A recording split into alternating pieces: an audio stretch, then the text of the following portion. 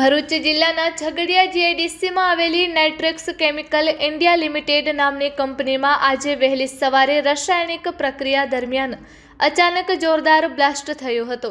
આ ધડાકા સાથે વરાળ લીકેજ થવાની ગંભીર દુર્ઘટના સર્જાઈ હતી, જેના કારણે પ્લાન્ટ વિસ્તારમાં અફરાતફરી મચી ગઈ હતી અને ધુમાડાના ગોટે ગોટા દૂર સુધી દેખાયા હતા। આ દુર્ઘટના સમયે નજીકમાં કામ કરી રહેલા કામદારો પૈકી મોટા સાંજિયા ગામના દિનેશ વસાવાનું ઘટના સ્થળે જ મોત નીપજ્યું હતું, જ્યારે ભિલોડ ગામના મહેશ વસાવા સહિત અન્ય 2 કામદારો ગંભીર રીતે ઘવાયા હતા। ઈજાગ્રસ્તોને તાત્કાલિક સારવાર માટે ભરૂચની ખાનગી હોસ્પિટલમાં ખસેડવામાં આવ્યા છે।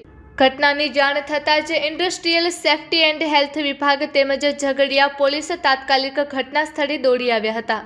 પ્રાથમિક દ્રષ્ટિએ વિસ્ફોટ રાસાયણિક પ્રક્રિયામાં સર્જાયેલી ટેકનિકલ ખામીના કારણે થયો હોવાની શક્યતા વ્યક્ત કરવામાં આવી રહી છે।